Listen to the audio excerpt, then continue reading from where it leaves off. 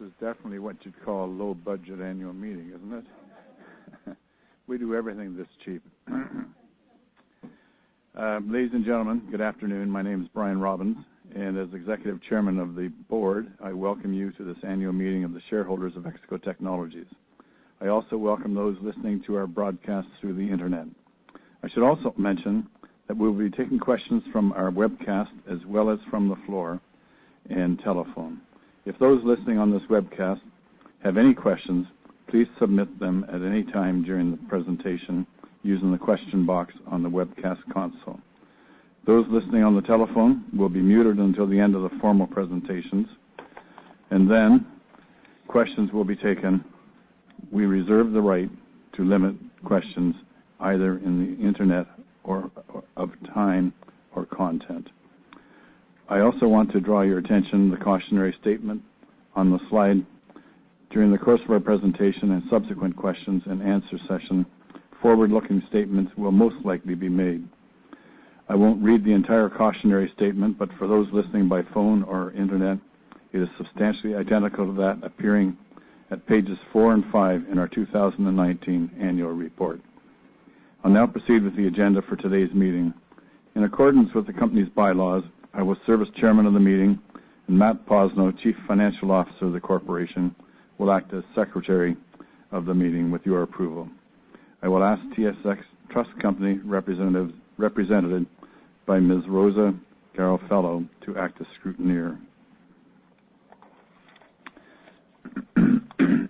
Pursuant to the notice and access regulations, notice of the meeting was mailed to the shareholders on December 27, 2019, and we have received an affidavit of the corporation's transfer agent as to its mailing. Unless someone wishes to have it read, I will ask for a motion to dispense from the reading of the notice. I move that the notice calling the meeting be taken as read and approved. I second the motion. Thank you, Lorena. You've heard the motion. All in favor, contrary, if any. Carried. I direct that a copy of the notice, together with the affidavit of mailing, be kept with the records of this meeting. I've received a preliminary report of attendance from the scrutineer, which indicates that a quorum is present. Since we have a quorum, I declare that the meeting has been duly called and is properly constituted to transact any business appearing on the agenda. The Secretary has tabled the minutes of the annual and special meeting of shareholders held on January 30th, 2019. Unless someone wishes to have them read, I will ask for a motion to approve the minutes and to dispense with their reading. I move that the minutes of the annual and special meeting of shareholders held on January 30, 2019 be approved and that the reading of the minutes be dispensed with. Thank you. You've heard the motion. All in favor? Contrary? Carried. The next item of business is the presentation of the consolidated financial statements of the corporation and its subsidiaries as at and for the year ended September 30th, 2019, and the auditor's report thereon. Mr. Blake Langell, a partner with the firm of Ernst & Young, the corporation's auditors, is here today and has advised me that he knows of no points which should be raised with the shareholders at the meeting. The annual report containing the financial statements and the auditor's report was made available to shareholders under the notice and access regulations at our SEDAR website and our transfer agent website. Copies are also available here today. I would ask that you hold any questions until the end of the meeting, at which time we will be pleased to respond. The Secretary has tabled the financial statements and the auditor's report thereon, and I direct that a copy be kept within the records of the meeting. I propose to proceed with the votes on each of the election of the directors and the appointment of the auditors by way of a show of hands, as the proxies received from overwhelming support for management's recommendations.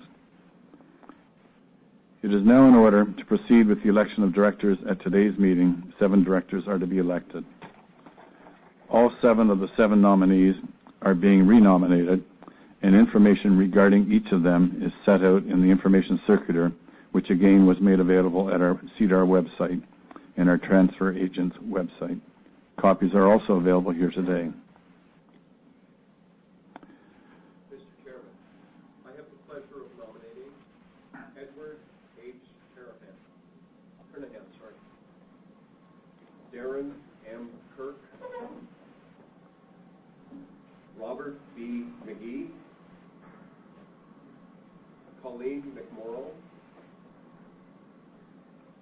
Paul E. Reganelli, Brian A. Robbins, and Anne Marie Turnbull, all of whom are Canadian citizens, as directors of the corporation to hold office until the next annual meeting of shareholders or until their successors are duly elected or appointed.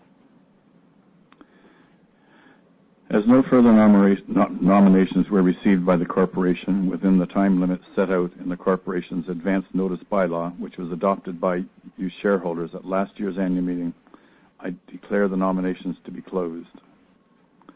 We have 7 persons nominated for the 7 positions of director. May I have a motion to elect the 7 nominees? I move that the 7 persons nominated be elected as directors of the corporation to hold office until the next annual meeting of shareholders or until their successors are elected or appointed, subject to the provisions of the corporation's bylaw. I second the motion. Thank you. All in favor, please raise your hands. Contrary, if any? Carried.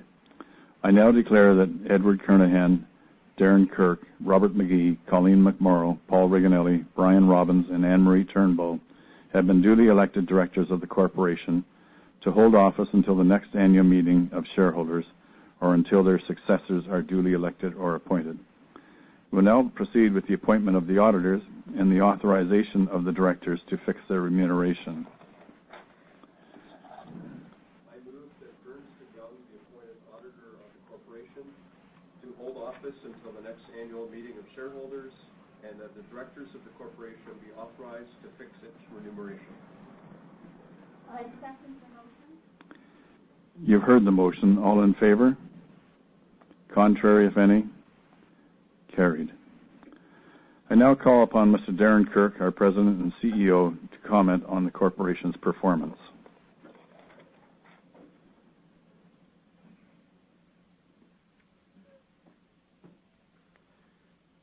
Thank you, Brian. Good afternoon, ladies and gentlemen. I'll use my first few slides to touch on market fundamentals and the strategy of our businesses. Then I'll dig into the operational aspects of our first quarter of fiscal 2020 before I hand things over to Matthew to discuss our Q1 financial highlights. So I guess I'll start on a somber note, but I really think our outlook is very bright. Looking at the macro environment, it's clear our general market conditions have softened over the past year. In fact, I would say the automotive industry in both North America and Europe are effectively in a recession. Vehicle production volumes in these regions were modestly lower again in 2019 and are widely expected to be flat to slightly down this year. While we obviously can't do much about this backdrop, we continue to focus our efforts on market niches where there are undercurrents of growth. These include, 1, the trend of OEMs to make their vehicles more appealing and profitable through accessorizing and up-trimming the vehicle interiors. 2, increasing consumer demand for larger vehicles that have more cargo and cabin space. And 3, growing acceptance of the European automakers that Morocco is a low-cost and dependable supply base. By pursuing these themes, our parts businesses have achieved growth well above industry volume levels, and we fully expect this will continue.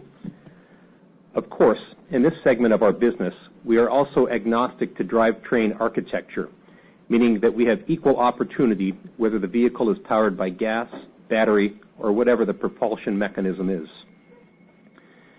Meanwhile, as it relates to our tooling businesses, there are also segments of growth that we are very well positioned to capitalize on regardless of economic conditions.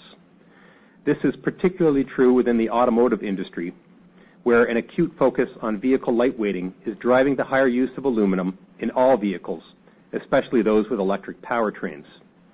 We have been upgrading our manufacturing processes and capabilities to fully take advantage of these trends for many years now, while staying strongly focused on innovation to drive sales and lower costs. Our large mold division clearly demonstrates all of these traits, particularly with the way that they have embraced additive manufacturing.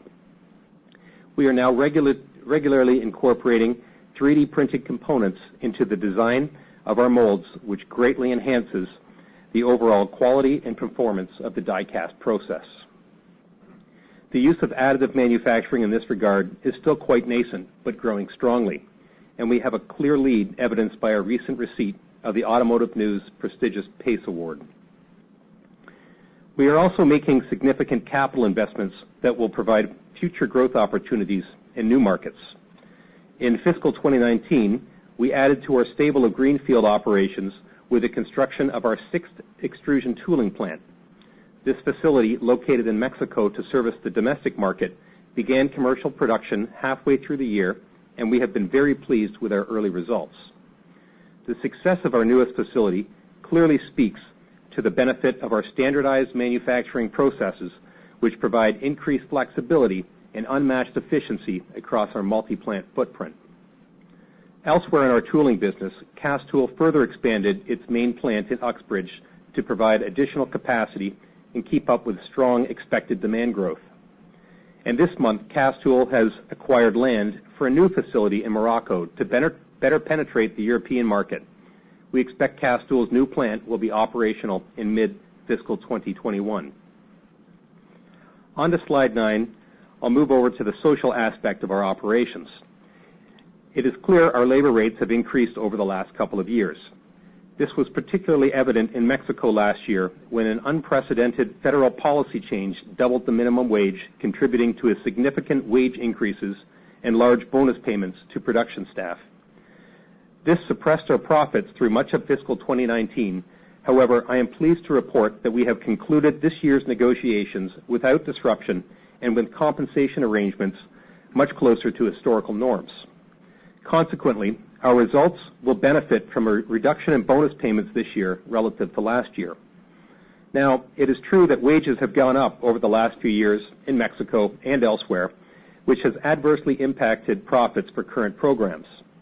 And these higher costs will continue to hamper our financial performance through the remaining life of these programs.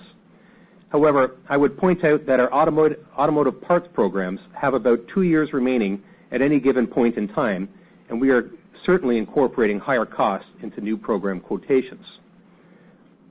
This is not to say that we aren't also focused on achieving continuous productivity gains and pursuing new opportunities to protect our margins. These elements are core requirements because higher prices can never solely be the answer. In this regard, we are very fortunate to have such a diverse and dedicated group of employees around the globe. I want to thank all of our employees for their hard work and commitment to working safely, which is paramount for our continued success. Turning to our capital allocation strategy on slide 10, I would emphasize that we are generating significant free cash flow while making these substantial investments. In fiscal 2019, we generated free cash flow of 89 cents per share and returned a record $26.9 million, or 65 cents per share, to shareholders, even as we improved our balance sheet, ending the year in a net cash position. For 2020, our capital spending will remain healthy in support of our organic growth agenda, but we still expect to produce free cash flow well in excess of our dividend payment. Acquisitions continue to remain of interest. However, as I've indicated, we see lots of opportunity to grow organically, which is our current focus.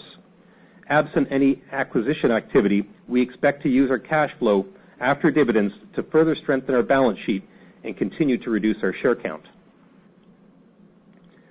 I will now turn to the first quarter of 2020. On slide 12, I'll start with our Automotive Solutions segment. Overall industry light vehicle production in North America was lower by about 9%, while production in Europe was down by a little less than that. Nonetheless, segment sales, excluding foreign exchange rate movements and contributions from ALC last year, were essentially flat. Segment sales in the quarter were supported by a number of program launches, particularly at Polydesign and AFX. Profitability within the segment, however, was adversely impacted by unfavorable product mix and foreign exchange rate swings, while lost contributions and uneven production associated with the GM strike added to the challenges this quarter. Ongoing inefficiencies continued in the quarter from recent program launches and a delay in some new programs being launched. Nonetheless, we continue to make progress on this front, although at a pace below our expectations. Looking at business conditions, new quoting activity has certainly slowed in the last few quarters, particularly in Europe. This is tied to softer vehicle production volumes and incremental capacity of certain automotive suppliers. In North America, quoting activity remains fairly decent, and we did have some key program wins during the quarter. We continue to see prospects for top-line growth in both Europe and North America in fiscal 2020, supported by previous program wins and a reduction in the number of programs reaching completion relative to fiscal 19. Perhaps more importantly, we expect a reduction in our cost, particularly as bonus payments to production staff in Mexico will be materially lower this year. Moving on to the casting and extrusion segment on slide 13, and starting with our large mold group, sales there were stable year over year. Quoting activity, however, remains very robust, with several opportunities being pursued with both new and existing customers. Foreign exchange adjusted profitability within the group was also relatively stable year over year. Progress with our various efficiency initiatives is ongoing as we continue to take all kinds of hours out of jobs and further reduce lead times. This progress, however, was offset in the quarter by reduced overhead absorption at one of the group's locations due to lower volumes associated with customer timing requirements. With regards to our additive operations, demand remains strong and we see tremendous amount of opportunity. In fact, demand has been so great that we ordered our third 3D printer near the end of the quarter.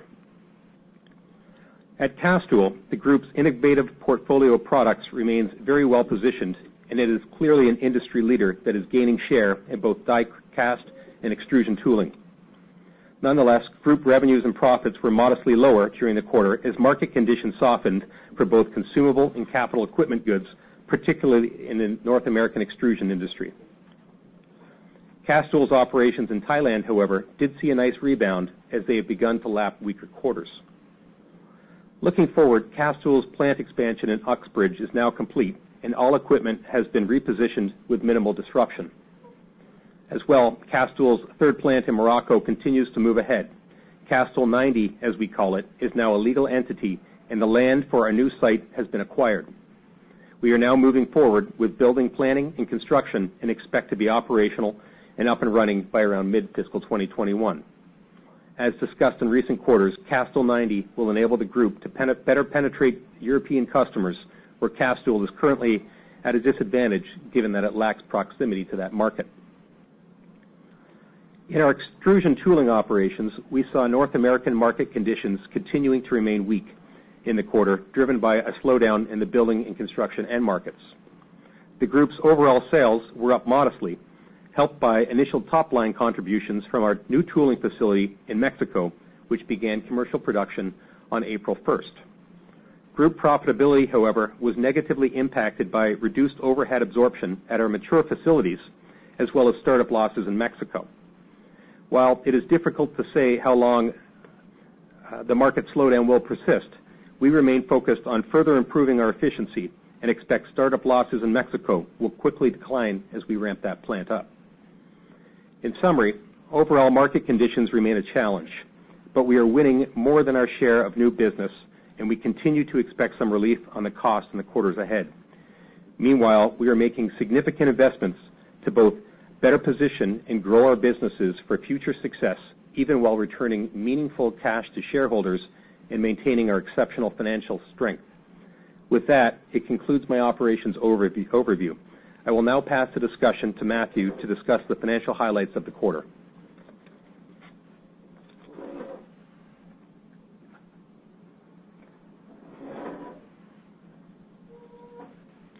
Thank you, Darren. Good afternoon. My comments will cover slides 17 to 22 of the presentation.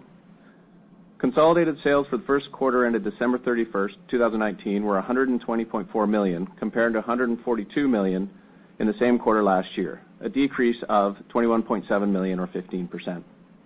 After adjusting for ALC sales of $19.8 million in Q1 last year, because that business has been closed, and the Canadian dollar strengthening in the current quarter reduced our first quarter sales this year by $2 million, sales were essentially flat in the quarter. Consolidated EBITDA for Q1 of $15.4 million was down $3.2 million or 17% compared to last year. Over half, $1.8 million of this decline, was due to a stronger Canadian dollar.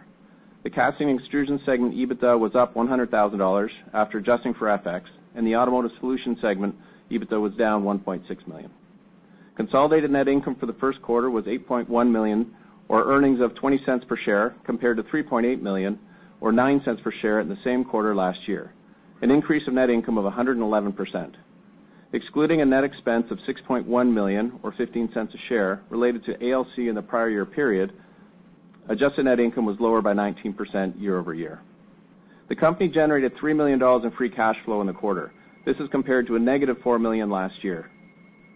After investing $6.5 million in fixed assets and $3.8 million in working capital, we used $2.7 million to purchase shares with a normal course issuer bid and $3.6 million to pay out dividends. The balance sheet net cash balance at December 31st is $5.5 million.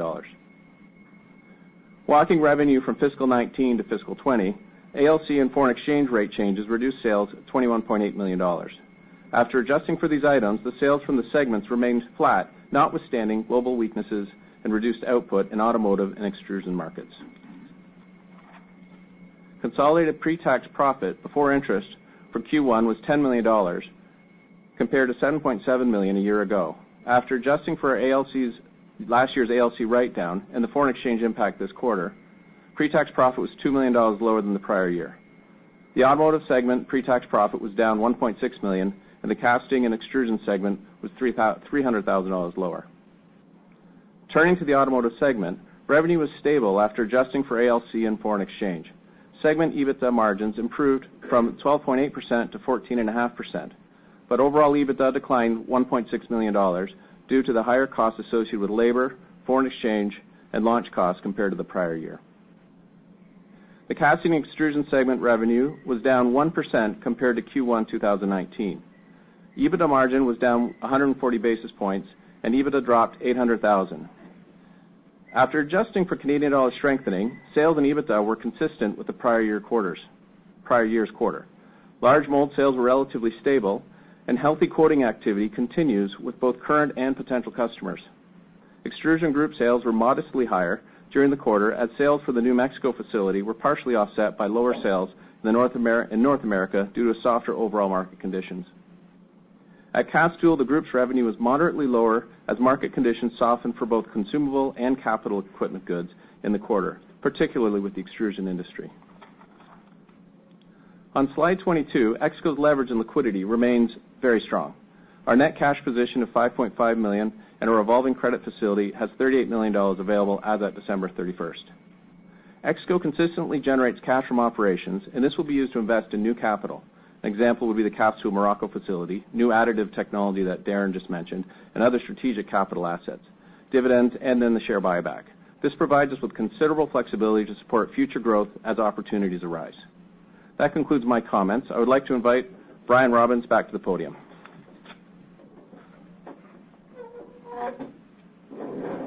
This is the quickest annual meeting I've ever been to.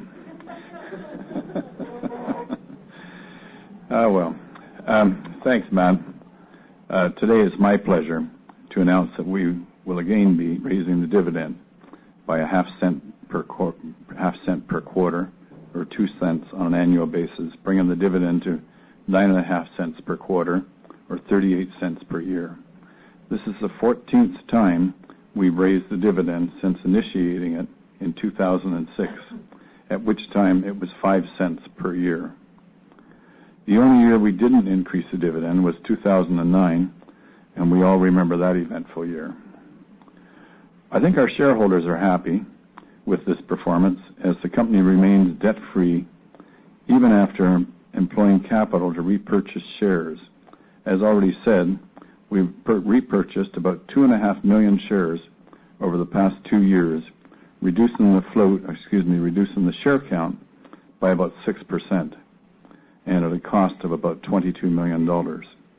and we still have $5.5 million in the bank. I'll now turn the meeting back to Darren.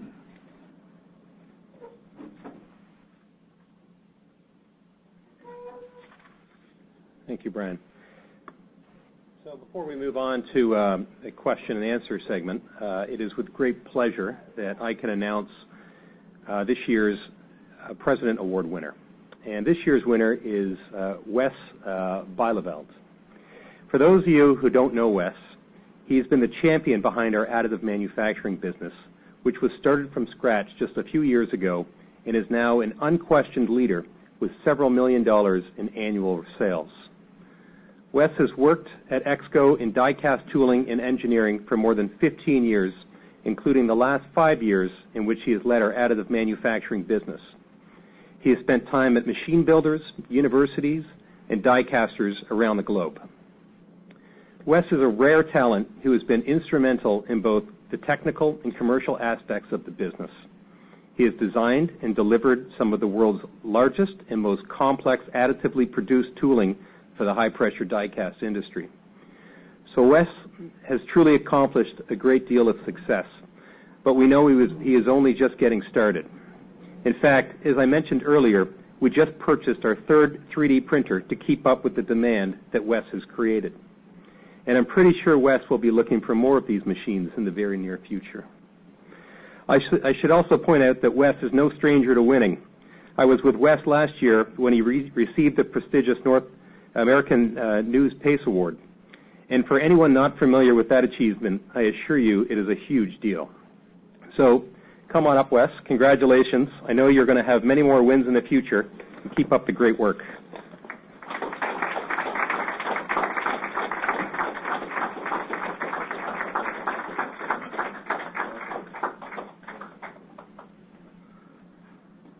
With that, we can transition the meeting to a question and answer session.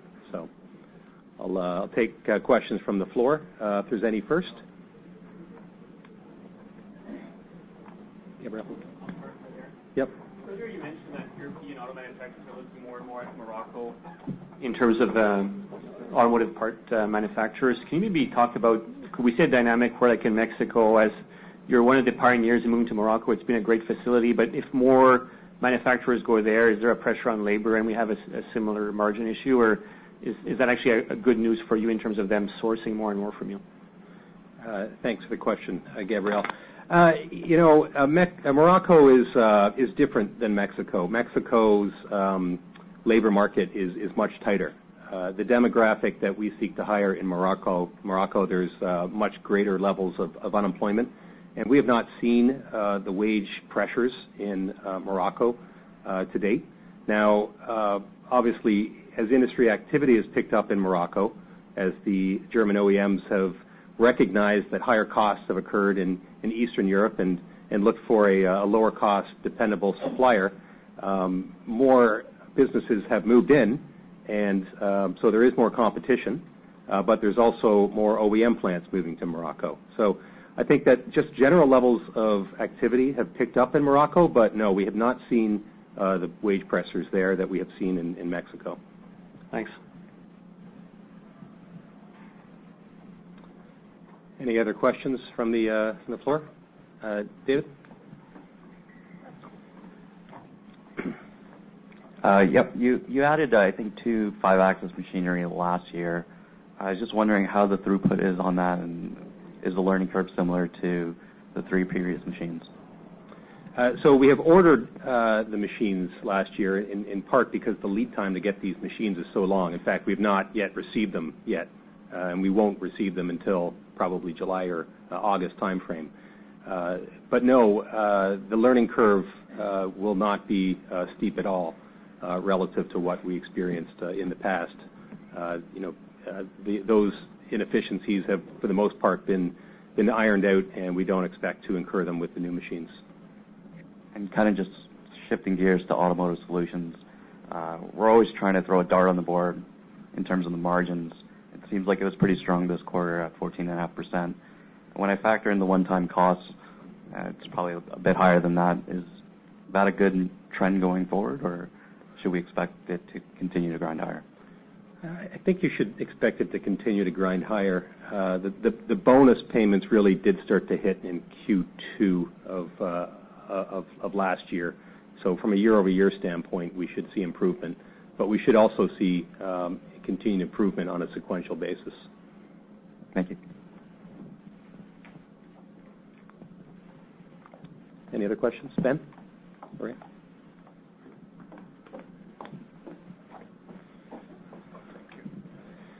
Hi, I wanted to ask a question about AFX. I think in the last couple of quarters there were, and I think in addition to the cost problem, that there were some year-over-year declines there. But it seems like this quarter has been better. Can you just sort of elaborate on the dynamics in this business? Sure. Well, we did have sales contraction at AFX through much of fiscal 19. As you know, we had a number of programs that were ending, and there was some period of time before the new programs that replaced them had started to ramp up. Last quarter, we did see an improvement in the sales line at AFX, and that's been driven by the new programs that are now ramping up, and we continue to see that occur again this quarter. Okay, thank you.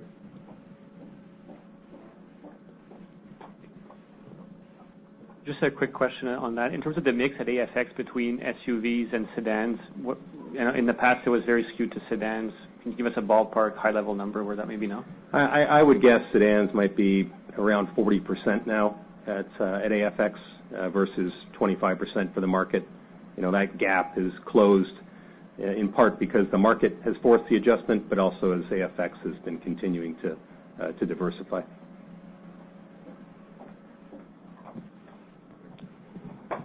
Hi, I'm David Peters. I'm a shareholder. I was wondering,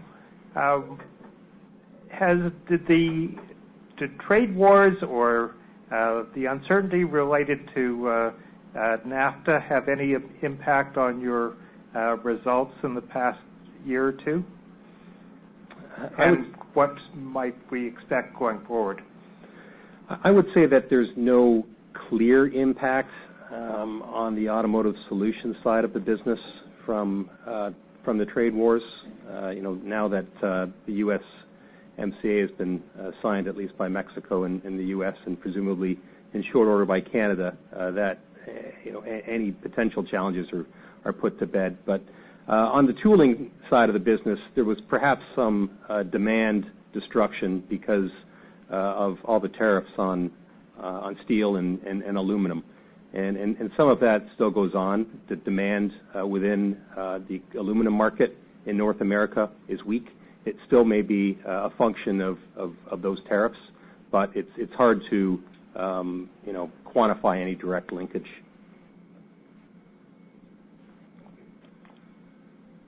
Any other questions from the floor? Any questions from the phone or? Thank you. Ladies and gentlemen, if you'd like to ask a question, please press star then 1 on your touch-tone telephone. I think that, and then press a button on the phone if you have a question. We have a question from Michael Dumet. Your line is open.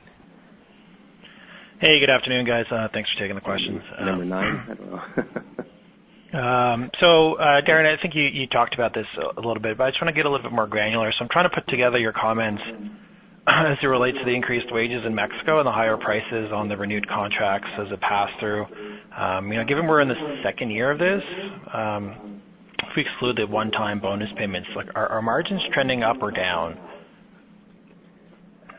Well, margins, I guess they've been pressured over the last couple of years, really.